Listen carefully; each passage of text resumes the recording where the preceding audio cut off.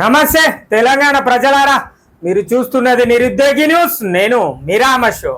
ఇక ముందుగాల మీకు చెప్పే ముచ్చటేందులా అంటే, మరి మీరు వార్తలు చూస్తున్నప్పుడు మీకోసం నేను అని మన ఛానల్ నెంబర్ కనబడుతుంది.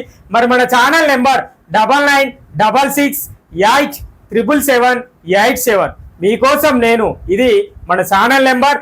మరి మీ ప్రాంతంలో ఏ సమస్య ఉన్నా కూడా వీడియో తీసి ఆ నెంబర్కు పంపియుర్రి, లేదంటే ఆ నెంబర్కి ఫోన్ చేసి చెప్పుర్రి. మరి ఆ సమస్యను ఉన్నతాధికారుల దృష్టికి తీసుకెళ్లి ఆ సమస్య పరిష్కరించేంత వరకు పోరాటం చేస్తా. ఇది మీరు అందరూ యాదించుకోవాల్సిన ముచ్చట. ఇక ఇలా వార్తలు చూద్దాం. మరి పెద్దపల్లి జిల్లా వార్తలు ఎట్లా ఉన్నాయి? మరి నేను ఆంధ్రజ్యోతి దినపత్రికను తీసుకొచ్చిన, మరి ఆ జర్నలిస్ట్ అన్న, ఆంధ్రజ్యోతి జర్నలిస్ట్ అన్న ఇలాంటి వార్తలు రాసిరు. మరి జరగబోయే అంటే మే 13న జరగబోయే ఎన్నికల నేపథ్యంలో జరుగుతున్న కార్యక్రమాల గురించి అన్న ఎలాంటి వార్త రాసిండో చూద్దాం. మరి చూడాలి. ఇక ఆంధ్రజ్యోతి పెద్దపల్లి జిల్లా ఖర్చు పైన నిఘా, గెలుపు కోసం ఖర్చు వెచ్చే నాయకుల పైన నిఘా.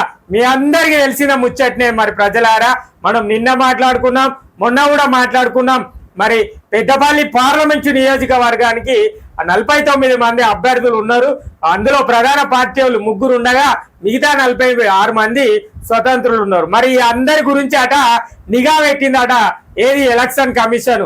మరి ఎవరెవరు ఎక్కడెక్కడ ఎన్నెన్ని పైసలు వంచుతారు, ఎట్లెట్లా వంచుతారు, మరి ఏమేం బహుమతులు ఇస్తారు, నాయకులకు ప్రజలకు ఎలాంటి ప్రలోభాలకు గురి ఎత్తారు, వాటన్నిటి మీద నిఘా వచ్చిందట మరి ఎలక్షన్ కమిషన్. మరి ఏంది ఆ నిఘా, ఎట్లా వెచ్చిర్రు, ఏ పద్ధతిలో వెచ్చిర్రు, మరి అన్న ఏం రాసిండో చూద్దాం. ఇక అభ్యర్థులకు తెలియకుండానే ఎన్నికల ఖర్చు పైన ఆరా, అదే వ్యయం పైన ఆరా, ప్రచారం, ర్యాలీలు, సభల పైన వీడియో చిత్రీకరణ, అసెంబ్లీ నియోజకవర్గానికి 3 చొప్పున షాడో టీములు, ఫ్లయింగ్ స్క్వాడ్లు, బ్యాంకు ఏటీఎం లావాదేవీల పైన నజర్. ఇక గుర్తుపెట్టుకోవాలి, ఎలక్షన్ కమిషన్ అభ్యర్థులకే తెలియకుండా వాళ్ళ మీద ఫోకస్ వచ్చిందట. ప్రతి నియోజకవర్గానికి అంటే 7 అసెంబ్లీ నియోజకవర్గాలకు ఒక్కొక్క నియోజకవర్గానికి 3 షాడో టీములు, ఒక ఫ్లయింగ్ స్క్వాడ్ ను వచ్చిందట.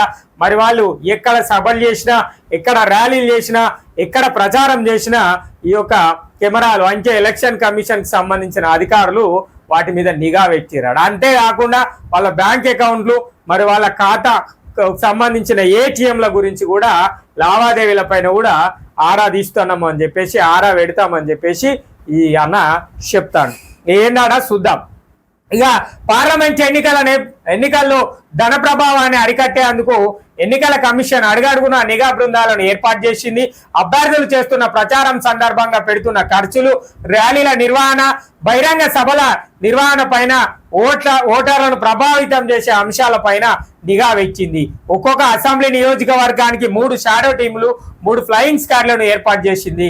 అభ్యర్థులకు తెలియకుండానే ఎక్కడికక్కడ వీడియోలను చిత్రీకరణ చేపడుతున్నారు. ఇక అభ్యర్థుల బ్యాంకు ఖాతాల్లో జరుగుతున్న లావాదేవీల పైన కూడా నజర్ వేసిందట. ఇక ఈ అన్ని ముచ్చట్లు.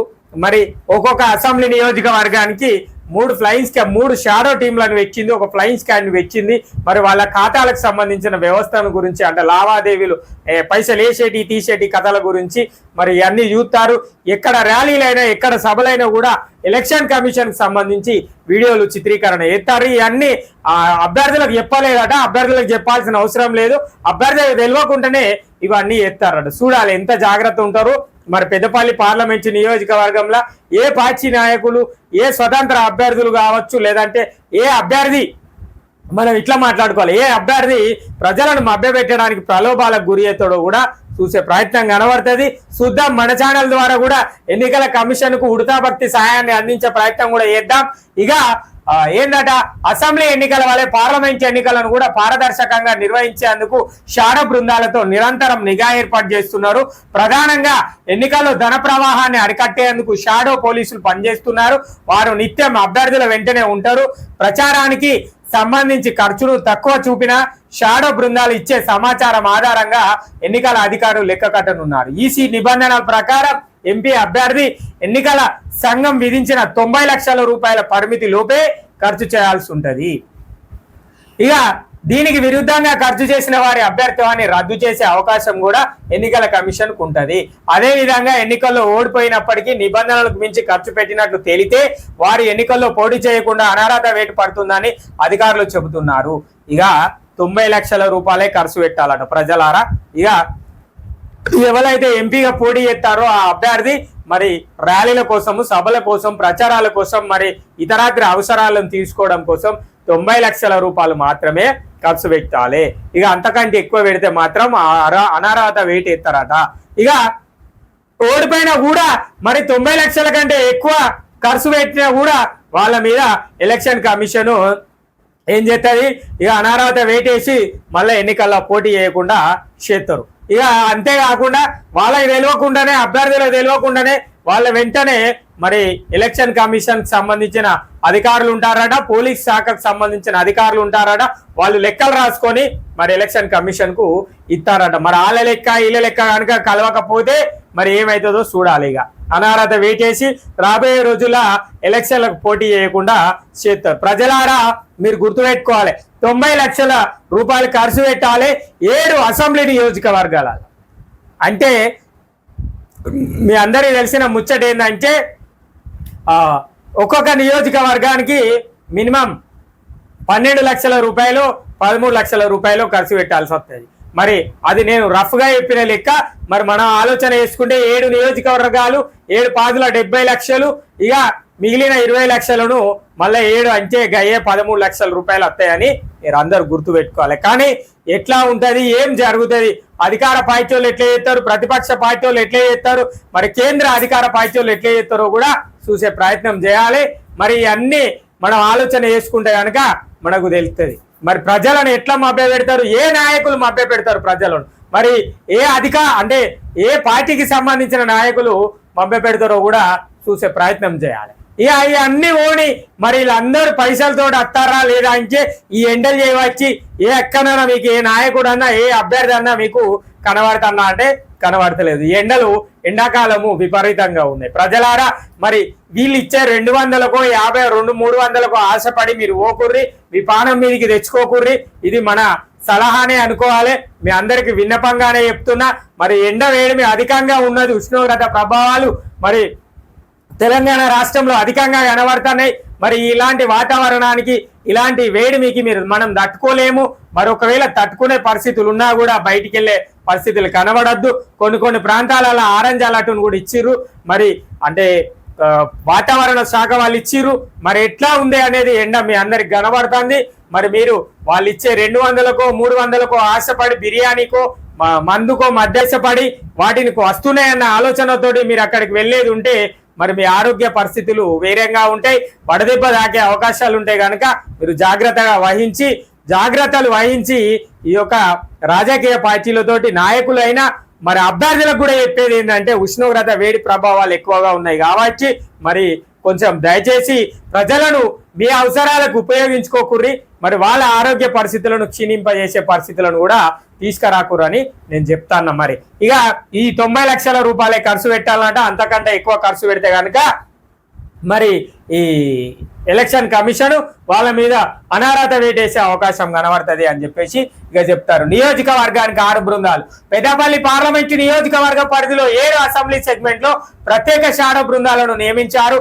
ఈ పార్లమెంటు స్థానంలో పెద్దపల్లి, మందిరి, రామగుండం, ధరంపురి, మంచిర్యాల, బెల్లంపల్లి, చెన్నూరు అసెంబ్లీ నియోజకవర్గాలు ఉన్నాయి. ఒక్కో నియోజకవర్గానికి 3 షాడో స్పెషల్ టీములు, 3 ఫ్లయింగ్ స్క్వాడ్ల చొప్పున నియమించారు. ఒక్కో షాడో బృందంతో సహాయక వ్యవసాయ పరిశీలకుడు, వ్యయ పరిశీలకుడు, ఆదాయపు పన్ను శాఖ అధికారి, పోలీసు అధికారితో పాటు రెవెన్యూ అధికారులు కూడా ఉంటారట.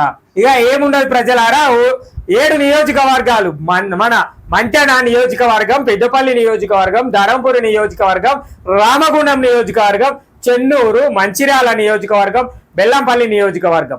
ఈ 7 నియోజకవర్గాల కట 3 ప్రత్యేక షాడో టీంలను ఏర్పాటు చేసింది. దాంట్లో పోలీస్ అధికారి, రెవెన్యూ అధికారి, వ్యయ పరిశీలక అధికారి వీళ్ళు ఉంటారట. మరి వీళ్ళు ఖచ్చితంగా ఉంటారు. వీళ్ళు ఎలక్షన్ కమిషన్ కు ఎప్పటికప్పుడు సమాచారము ఆ అభ్యర్థి పెడుతున్న ఖర్చుల పైన, ఆ అభ్యర్థి చేస్తున్న సభలు, సమావేశాల పైన, ర్యాలీల పైన వాళ్ళు ఎప్పటికప్పుడు మరి ఎన్నికల కమిషన్కు అందిస్తారట. మరి ఇవన్నీ ఏర్పాటు చేసినాం. మరి నిఘా నీడలనే ఈ యొక్క ప్రచారాలు కొనసాగుతాయి, ర్యాలీలు కొనసాగుతాయి, వాళ్ళ ఖర్చులు కూడా కొనసాగుతాయి అని చెప్పేసి ఈ అన్న వార్త ద్వారా మనకు చెప్తాడు. ఇక ప్రజలారా గుర్తుపెట్టుకోవాల్సిన ముచ్చట ఏంటంటే, ఎవరు ఎన్ని ఖర్చు పెట్టినా ఎట్లా ఖర్చు పెట్టినా ప్రజలకు నేను ప్రతిరోజు చెప్పేది, స్వతంత్ర అభ్యర్థులైనా ప్రధాన పార్టీ అభ్యర్థులకైనా చెప్పేది ఒకటే, ప్రజలకు మీరు ఏం చేస్తారో చెప్పాలి, ప్రజలకు ఎలాంటి అభివృద్ధి కార్యక్రమాలతో ప్రజలను ముందుకు తీసుకుపోతారో చెప్పాలి. మరి గతంలో ఎవరైతే నాయకులు ఇంట్లో గతంలో ప్రభుత్వాలు పనిచేసిన నాయకులు ఉన్నారు, రాజకీయ అనుభవం ఉన్న నాయకులు ఉన్నారు, కొత్తగా వచ్చిన నాయకులు కూడా ఉన్నారు. మరి ఎవరైనా కూడా కొత్తగా వచ్చిన వాళ్ళు ఎవరైనా నాయకులు ఉంటే వాళ్ళు రాబోయే రోజుల్లో పెద్దపల్లి పార్లమెంటు నియోజకవర్గాన్ని ఎట్లాంటి అభివృద్ధి బాటలు పయనింపజేస్తారో చెప్పాలి. మరి గత నాయకులు అంటే గత రాజకీయ అనుభవం ఉన్నోళ్ళు చెప్పాలి, మరి గతంలో ఏం చేసిర్రు, మరి అప్పుడు మీరు పోటీ చేసిన ఎన్నికల సమయంలో ఏం చేసిర్రు, మరి ఇప్పుడు ఏం చేస్తారు అని చెప్పి చేయాలని ముందుకు వస్తారో చెప్పాలి. ఇక స్వతంత్రులు అయితే ఏ ఎజెండా తోటి ఎలాంటి అభివృద్ధితోటి మీరు ముందుకు వస్తారు, అభివృద్ధి కార్యక్రమంతో ముందుకు వస్తారో ఆ విషయాన్ని చెప్పాలి.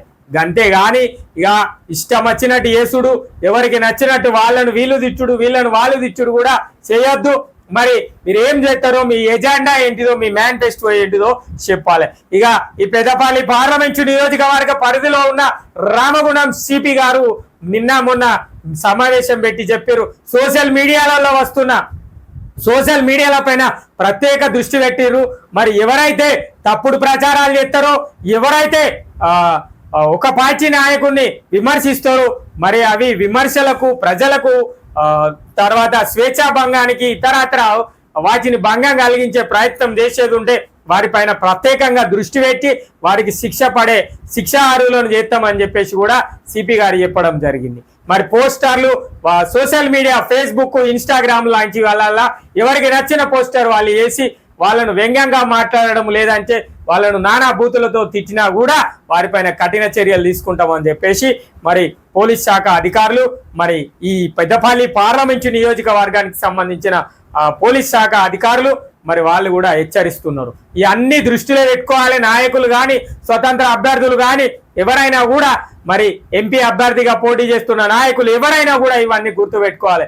ప్రజల అవసరాలు ఏంటివి గుర్తించుర్రి, ప్రజల అవసరాలను ఎట్లా తీరుస్తారో చెప్పాలి. గంతే గాని ఆయన సంపాదించిండు, ఈయన సంపాదించిండు, నేను ముళ్ళ కట్టుకున్నా, మరి నేను మూట కట్టుకున్నా అన్న ముచ్చట్లు చెప్పకుర్రి. మరి దయచేసి ప్రజలకు అవసరాలు ఎలా తీర్చబోతారు, ప్రజలకు ఎలాంటి కనీస సౌకర్యాలు తీర్చబోతారు, మీ పార్టీ ఎజెండా ఏంటిది, స్వతంత్రులు అయితే ఏ ఉద్దేశంతో మీరు పోటీ చేస్తారు, మరి ప్రజలకు ఏం చేయాలనుకుంటారో ఇవి చెప్పుర్రి. మరి మీరు ఎన్నికల కమిషన్ చెప్తున్నది 90 లక్షల రూపాయలు ఖర్చు పెట్టాలని, ఇక అంతకు మించి వచ్చే నాయకులు ఉన్నారా అంటే ఉన్నారనుకుంటే ఉన్నట్టు, లేరా అనుకుంటే లేనట్టే చెప్పుకోవాలి. మరి ఎంత మేరకు ప్రచారాల కోసము, ర్యాలీల కోసము, సభల కోసము, సమావేశాల కోసము నాయకులు ఖర్చు పెడతారో చూడాలి. ఇవన్నీ నిజంగా మీరు కనుక ప్రజల కోసం, ప్రజల అవసరాలను గుర్తించి ప్రజల అభివృద్ధి బాటను, ప్రజలకు అభివృద్ధి ఎలా జరుగుతుందో ఆలోచింపజేస్తే పెద్దపల్లి అభివృద్ధి బాట, పెద్దపల్లి పార్లమెంటు నియోజకవర్గ అభివృద్ధి బాట ఎవరు వేస్తారో పూర్తిగా క్షుణ్ణంగా ఎవరైతే ప్రజలకు చెప్తారో వాళ్ళే గెలుపొందుతారు తప్ప, లేదంటే ఎవరికి నచ్చినట్టు వాళ్ళే. మరి ఎక్కడ కూడా ఏ నాయకులు కూడా ప్రజల కోసం మాట్లాడతలేరు. ఎవరైనా కూడా సామాజిక వర్గాల కోసం, సంఘాల కోసం మాట్లాడుతున్నారు. కానీ పూర్తి స్థాయిగా పెద్దపల్లి పార్లమెంటు నియోజకవర్గ అభివృద్ధికి మేము ఈ కార్యక్రమం చేస్తాము, మేము ఈ యొక్క వ్యవస్థను తీసుకొస్తామని ఏ నాయకులు కూడా చెప్తలేరు. ప్రజలారా మరి మనందరం గమనించాలి. మరి వచ్చే ఇంకా రాబోయే 10 రోజులలో జరగబోయే ఎన్నికల పరిస్థితులను మనం దృష్టిలో పెట్టుకొని మరి మే 13న ప్రతి ఒక్కరు ఓటు హక్కును వినియోగించుకోవాలి. ఎవరు కూడా ఇంట్లో ఉండకుండా అందరూ కూడా ఓటు హక్కును వినియోగించుకునే ప్రయత్నం చేయాలి. మరి ఓటు హక్కు వినియోగించుకుంటేనే మరి మన యొక్క అభివృద్ధి బాట అనేది జరుగుతుంది. ఇది కూడా గుర్తుపెట్టుకోవాలి. ప్రజలందరూ ఓటు వినియోగించుకోవాలి. నాకేంది అని చెప్పేసి ఇంట్లో ఉండడం కాదు, ప్రతి ఒక్కరూ ఓటు హక్కును వినియోగించుకోవడం మన యొక్క హక్కు అనే గుర్తుపెట్టుకోవాలి. మరి మనకున్న అవకాశం అదే, మరి మన అభివృద్ధి బాట కూడా అదే, మన ఆయుధం కూడా అదే, ఓటు అనేదే గుర్తుపెట్టుకోవాలి. ప్రజలారా ఇవన్నీ ఆలోచిస్తే నిఘా నీడల్లోనే ఈ యొక్క 49 మంది అభ్యర్థులు ఉన్నట్టుగా మనకు అర్థమవుతుంది. పోలీస్ నిఘా ఉంది, మరి ఎలక్షన్ కమిషన్ నిఘా ఉంది, మరి ఎట్లా ఖర్చు చేస్తారు, ఎట్లాంటి ప్రచారాలు చేస్తారు, ఎట్లాంటి మద్యాన్ని ఏరులై పారిస్తారో, ఎవరు ఏరులై పారిస్తారో కూడా మనకు రాబోయే రోజుల్లో కనబడుతుంది. ఈ అన్నిటి దృష్ట్యా ప్రజలు ఆలోచించేది ఏంటంటే మనకు ఎవరైతే అభివృద్ధి బాట వేస్తారో వారిని మాత్రమే మనము ఎంపిక చేసుకునే ప్రయత్నం చేయాలి. ఇది ప్రజలారా ఈ యొక్క ఖర్చుల పైన పెడుతున్న నిఘా ముచ్చట.